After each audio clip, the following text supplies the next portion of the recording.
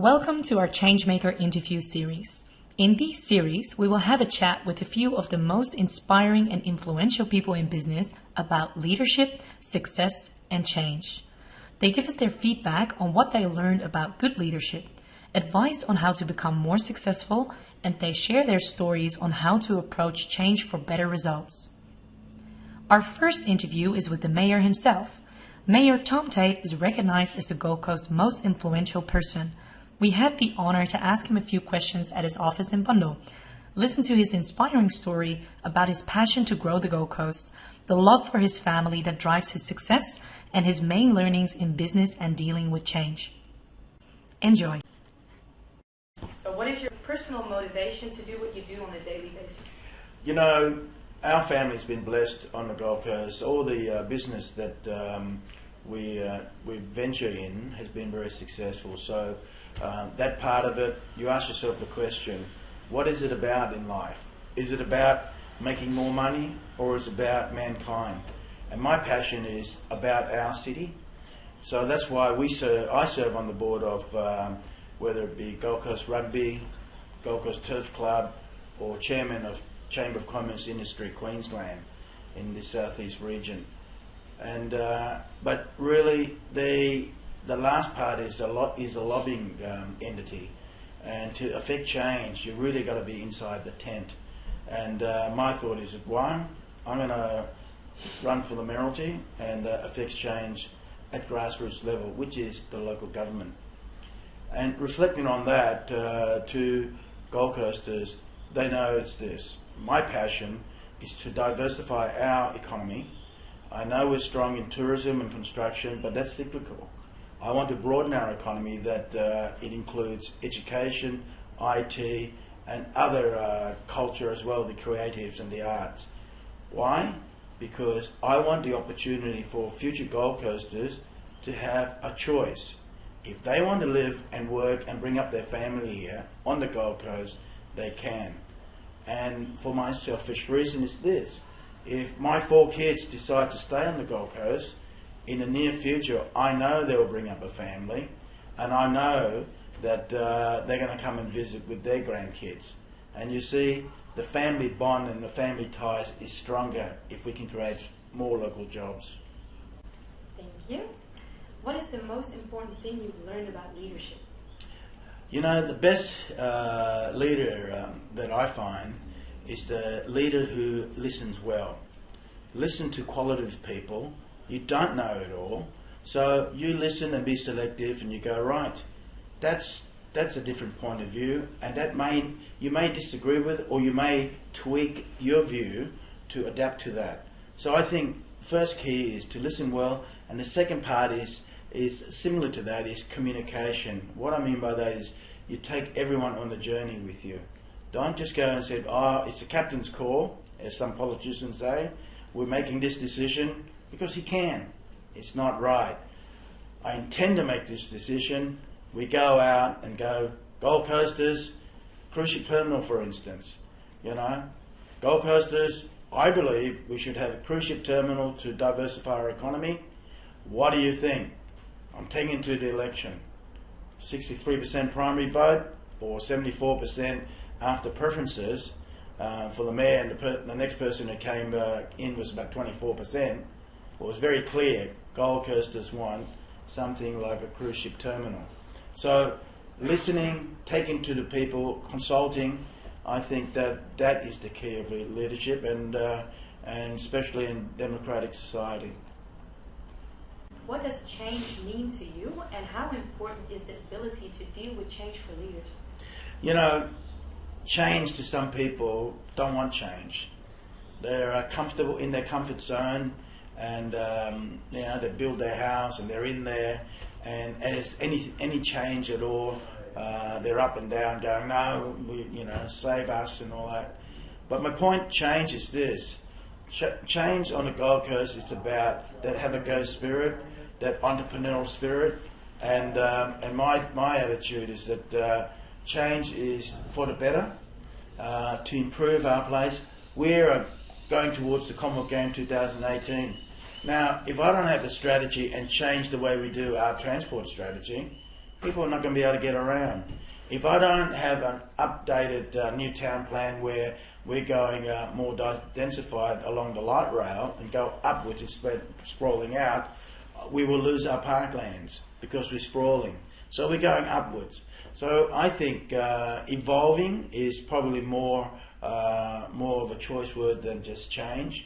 And for people who are adamant that they don't want any change whatsoever because they got here, they got what they want, I view them to be selfish, and that and really, if they don't want change, I think they kind of picked the wrong city, because we're upward, we're going to be on world stage, and we're going to be an innovative city, and to be all that, you continue change, you don't become stagnant. You want stagnant? Go to northern New South Wales. They do stagnant very well. So how important is the ability to deal with change for leaders? I think to articulate your vision, where you're going to have the change, is crucial, especially among your council colleagues. Here, for instance, our art and culture precinct is a massive undertaking for local government, and that we're going to build a culture precinct here at Avondale. That's a massive change to what it is right now.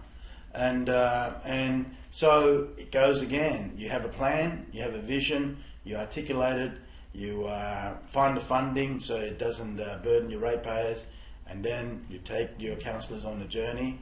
And what happens? Even though the newspaper said at the time it was 8 versus Tate, that means 8 votes out of 15, that this is not going to get up. But by the time I articulated our vision, was unanimous vote. When do you consider change successful, and what is your best recommendation to making successful change happen? Successful change is when your vision comes to fruition. I'll give you an example, even yesterday, where I wanted to fund widening of the roads and drop-off points for 3 schools. And we got money from the federal government and ourselves, and I know now that thousands of parents dropping off school kids at school is going to be safer, quicker, and smoother. And the result is when you cut the ribbon and you looked around, the kids are smiling, the parents are smiling, and the principal are smiling, and we got it on budget, and we got money out of the federal government. Well, that's what I call success. So what is your best recommendation to making successful change happen? My best recommendation is don't view that change for change's sake. You have to have a longer term plan, not just a short term view, a long term plan, like generationally even. So our city vision, the future Gold Coast, we've got a vision for the next 50 years. Sure, you may not have that vision to be totally correct, meaning, who would have thought the technology that we have now, wind the clock back 10 years ago, who would have thought a farmer can be on his tractor and be on his mobile phone with the navigation and even getting his machine to doing the ploughing automatically. It's incredible. So, but I'm saying that change, I would rather say articulate the vision, and the change is a byproduct of that. What is your personal definition of success, and how can you measure it?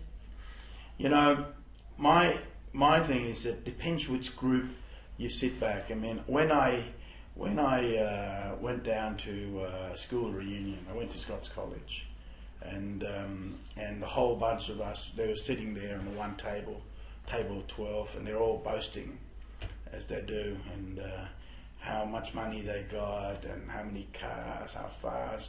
I'm on my second wife, I'm on my third wife, I've got some girlfriends over there, and to them, that spells success. And I didn't say a word during the boasting moment, and because of that, they just went, "Hang on, Tom, you haven't said anything." I said, "Well, I can't compete with you guys, because for me, the way you've said it, and for me, I'm still on my first wife. So, in comparison to all of you, I have to say I'm a long way behind. But in my thing, I kind of smile, and they all know that that's how you measure success. That your family comes first, and it just happened that I punch above my weight. I met Ruth at university, and I asked the question, and she said yes, and we've been together for 36 years. Measure of success, there's nothing else can measure above that. It's a really nice story. What are your top 3 tips for people to become more successful? More successful? Okay, I'll go tongue in cheek. It's not top 3, but it's the ones that you kind of have it on your checkbook, right? It's like this: when you do your finance, and then when you present your finance to the bank, never show that you need the money, because when you need the money, they're not going to give it to you. So when you want to do deals and structure it, you show the bank that you don't really need them, and then they will give it to you. And you make sure that you treat them like subcontractors, meaning you get 3 or 4 quotes. I know that some people say, I've been with Westpac for 25 years and this, that and the other. It'll be just one day the credit committee will say no, but you never get to meet these credit committee people.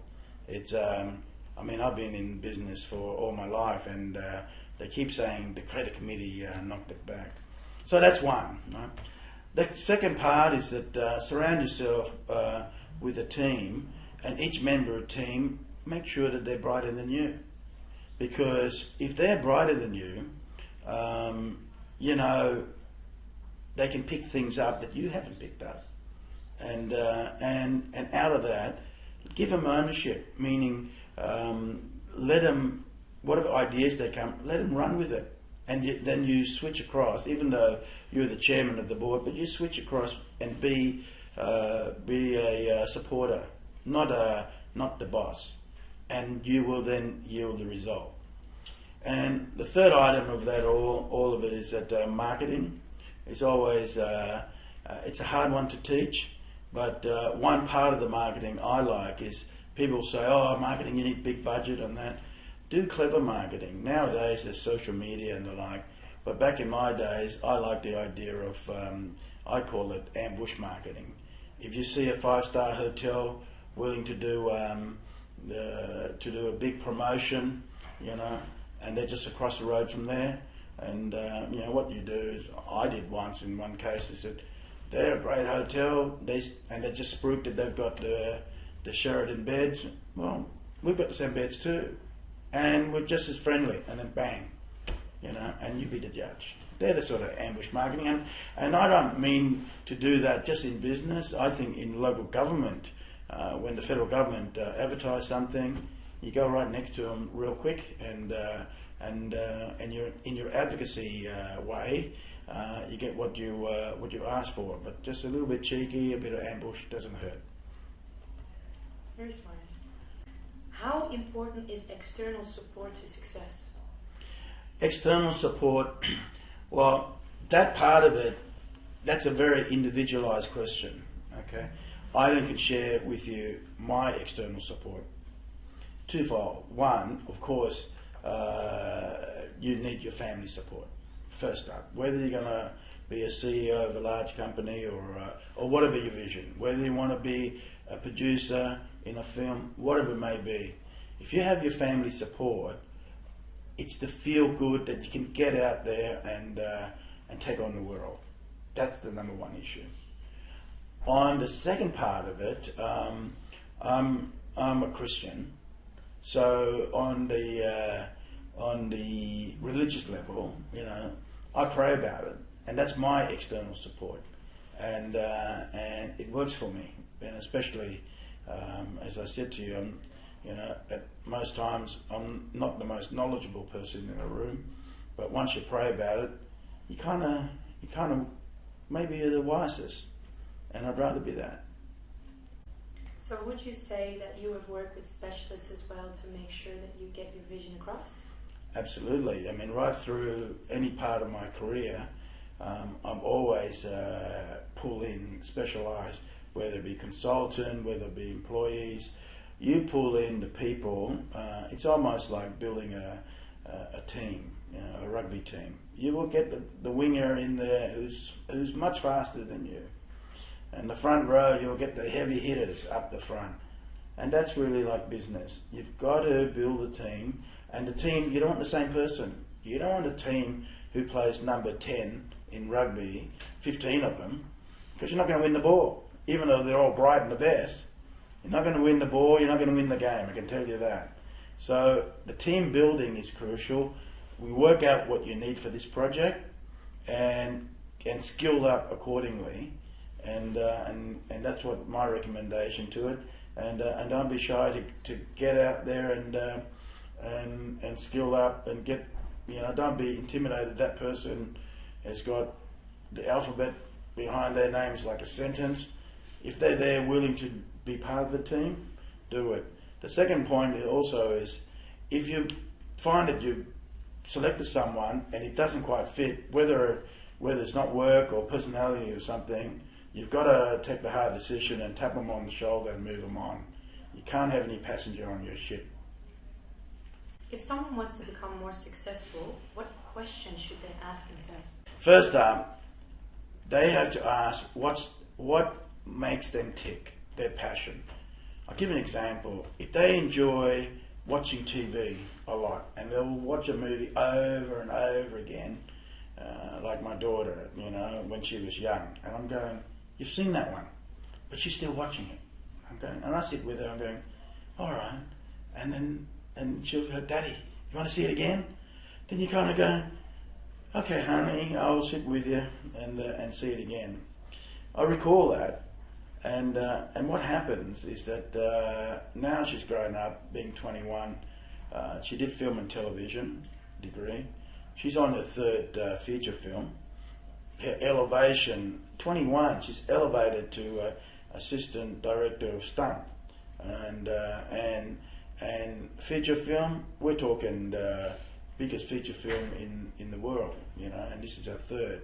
I won't spruik much more than that because it looks like I'm trying to boast on her behalf, but I use that example is that if you have passion on something, I think that's the path you got to do. Whether you end up making it is a different issue. Like if you've got a passion for rugby, for instance, and you want to play for Australia, but you didn't quite make it, there's a lot of other roles you can do. You can do sports medicine, you can do recovery, you can help train, and you can go out and be a community officer to help recruit in that game, you see?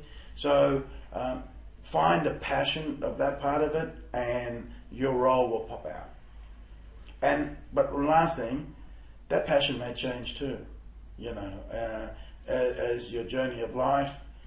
That's why people change career, because that's been fulfilled and something new has come out, especially these modern day technology and things. Don't be shy to go, no, I want to have a go at that one. And it means, but I've got to let this one go.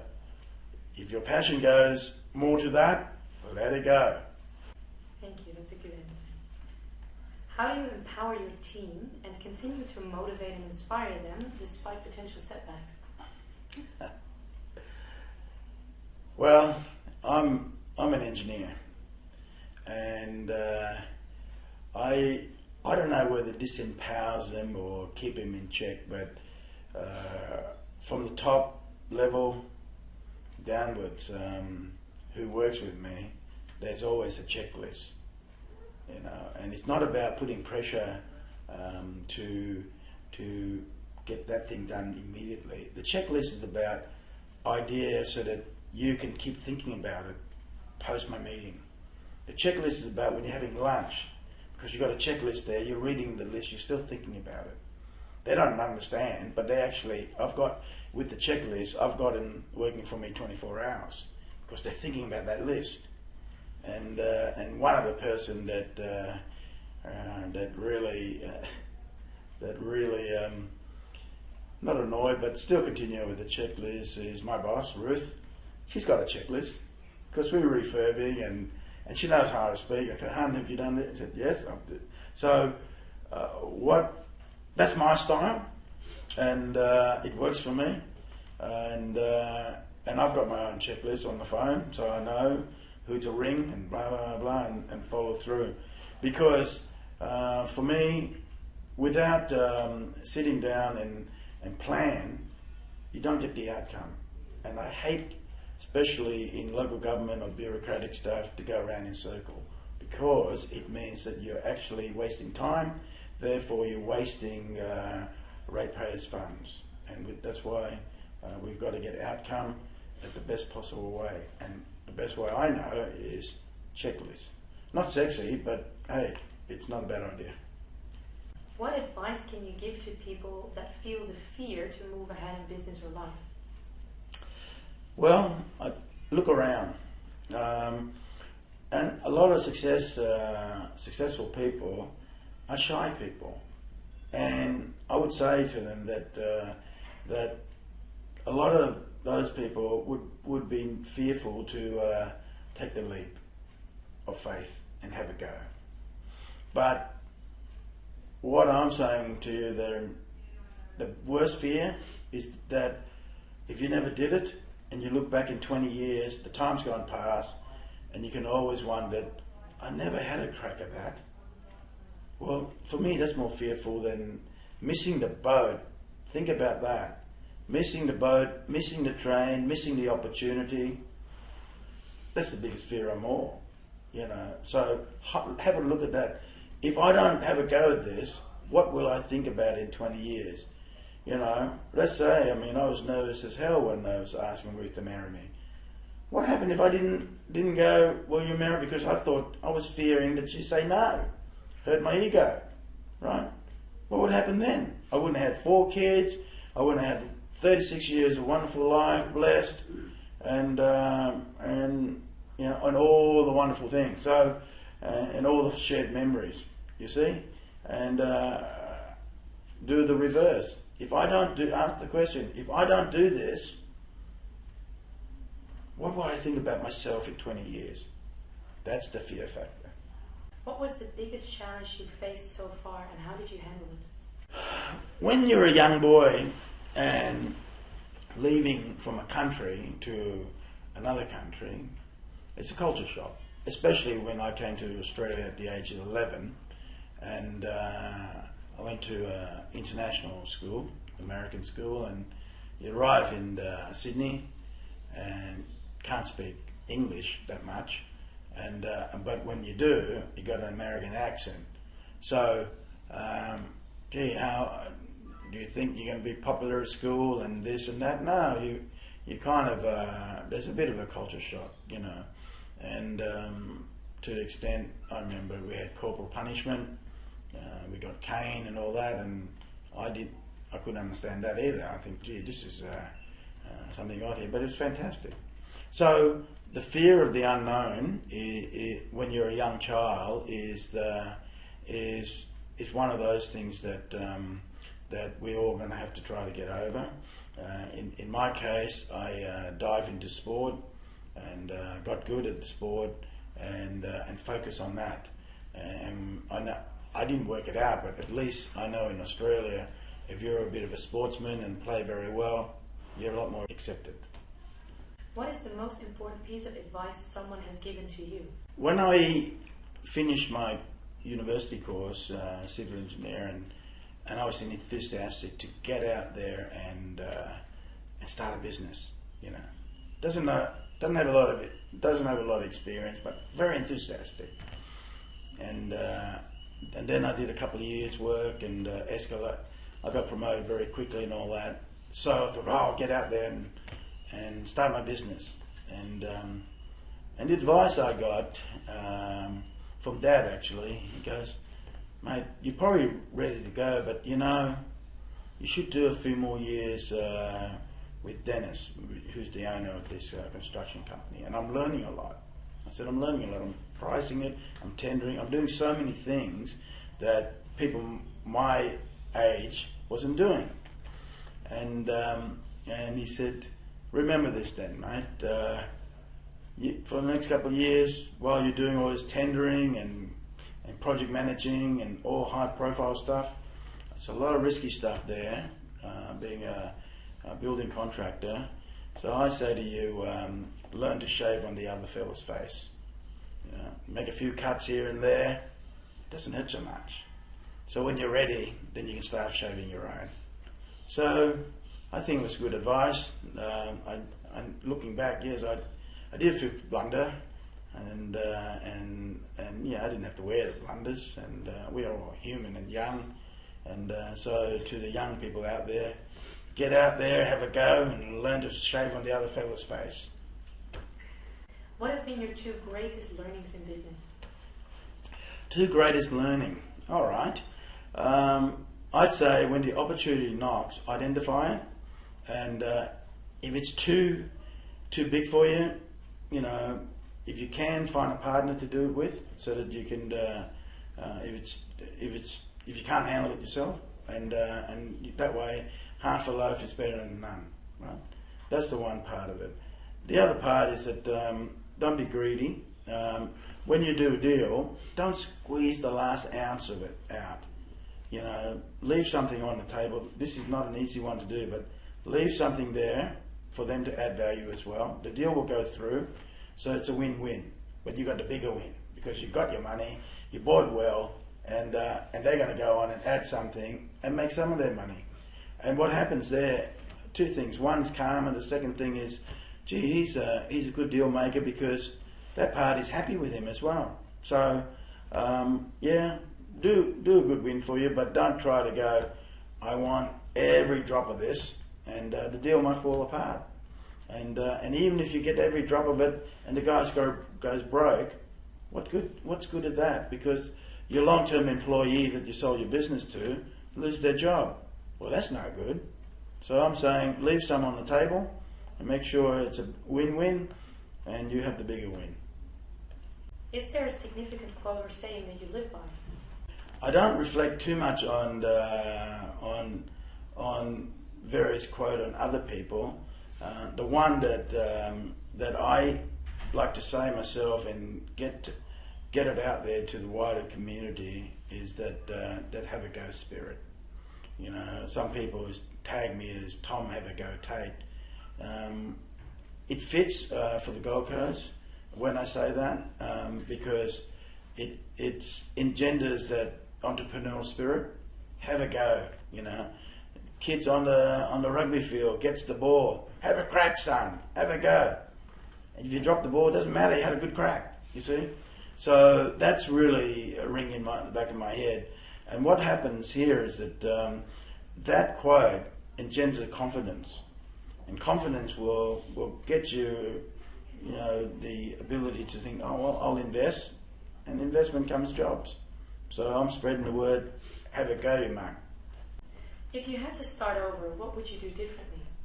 There's quite a bit actually with hindsight stuff. I would have moved up to the Gold Coast a lot earlier. We moved up here in '95, and why didn't I move up earlier than that? Because if I'd come up here in I think '87 around there with the pirate stripe, boy, I could have done bigger deals and done more money if that's what you want.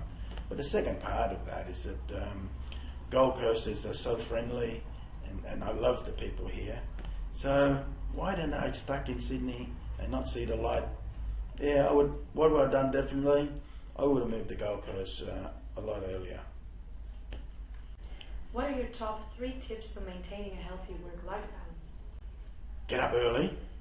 Right. Get up early because two things. One, when you get up early, the time is yourself, especially when you're up earlier than anyone else. It's your time.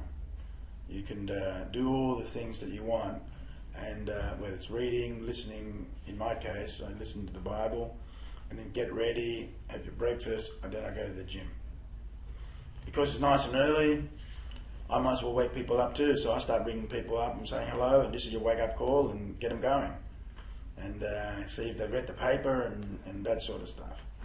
And I enjoy that, the conversation. And so in the gym, so up early, exercise, but in the exercise, do the things you enjoy. I enjoy power and heavy weights, so that's what I do. Is it good for you? Maybe it's a bit too heavy, but I'm a boy at heart, and I overdo it, but I enjoy that. And the last thing is to make sure that you set aside one day, Sunday, whatever it is, it's family day, because you need a day that they know that you cherish them, they're number one. And for yourself personally, you got to switch off. Otherwise, there's so many things that you can work 24-hour day every day, and people will still be able to ask you, can you do this? So they're the three things I'd recommend. That's great. What's the most interesting question anybody ever asked you? The most interesting question? See, that's a hard call, but I'll share this with you. When I was with the Crown Prince of Dubai, and just talking with him on various things, and we're laughing and everything, and I said, "Oh, I hear you're a bit of an extreme sports person," and he said, "Yes, I do skydiving." I said, "Oh, wow, I'd like to do that one day." And he goes, "Oh, okay, well, I'll get everyone to pick you up at 9 o'clock tomorrow." One day means the next 3 or 5 years or never. And so Entourage came, he shuts his airport just for us, and all the what do you call it, different title winners, world champions were there of skydiving. So I'm there, and got in his private plane, 13,000 feet. It was pretty high. It's tandem diving. So His Highness goes, "So, Mr. Mayor, are you scared?" That's the question. Interesting question. I looked back and I said, "Your Highness, I'm a man. I'm excited." He goes, "All right then, you're ready to jump." He hits the side button, half the side of the plane goes up, wind blowing everywhere, going nuts.